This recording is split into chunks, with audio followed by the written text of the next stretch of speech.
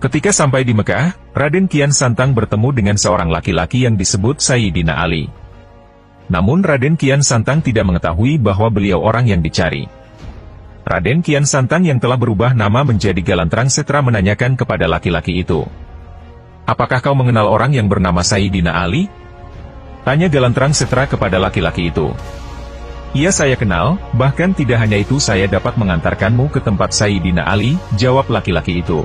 Kemudian setelah itu mereka melakukan perjalanan namun tanpa disadari bahwa laki-laki itu telah meninggalkan tongkat yang kemudian ditancapkan tanpa diketahui oleh Galantrang Setra. Setelah berpuluh-puluh meter, ia menyuruh Galantrang Setra untuk dapat mengambilkan tongkat itu. Awalnya Galantrang Setra tidak mau akan tetapi laki-laki itu tetap menyuruh. Ketika Galantrang Setra tidak mau mengambilnya maka tidak akan melanjutkan perjalanan mereka. Karena hal itu akhirnya Galantrang Setra melakukan dan mengambil kembali tongkat tersebut.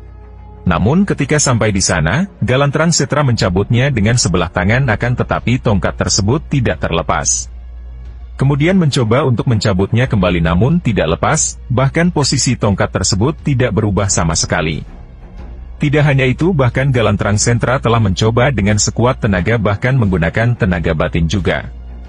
Akan tetapi hal itu tidak dapat mencabut tongkatnya, bahkan kakinya terperosok ke dalam tanah hingga mengeluarkan darah. Kejadian ini pertama kali dalam sejarah hidupnya. Sebab, Kian Santang baru melihat darahnya sendiri, setelah mengetahui bahwa laki-laki yang ditemuinya adalah Sayyidina Ali. Galantrang Setra kembali pulang ke tanah Jawa dan meninggalkan Mekah dan di sana beliau bingung dan tak tahu arah. Karena hal itu kemudian Kian Santang kembali lagi ke Mekah untuk mencari Sayyidina Ali dan dengan niatan untuk berguru dan belajar agama Islam. Kemudian selama 20 hari beliau mempelajari agama Islam. Kemudian kembali pulang ke tanah Sunda dan ke rumah ayahnya yaitu Prabu Siliwangi. Yang kemudian menceritakan pengalamannya dan apa yang telah terjadi. Tak hanya itu saja Galantrang Setra memberitahukan ayahnya bahwa dia telah masuk Islam. Adapun kisah pertemuan dengan Sayyidina Ali. Ini merupakan kisah yang perlu pemahaman lebih lanjut, baik secara ilmu maupun secara spiritual dan ilmu logika. Pengkajian ulang tentang kisah ini pun harus dilakukan dengan dasar perbedaan zaman yang ada.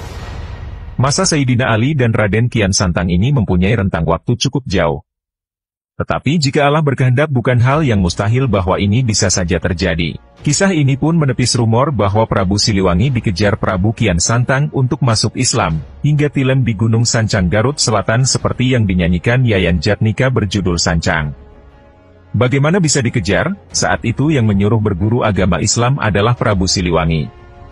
Kemudian, secara syarat menikah dalam Islam, jelas Prabu Siliwangi menikahi Nyi Subang Larang yang merupakan putri ulama di Karawang yang jelas-jelas sudah beragama Islam. Kemudian, keponakan Prabu Kian Santang merupakan Sunan Gunung Jati anak saudari perempuannya Lara Santang.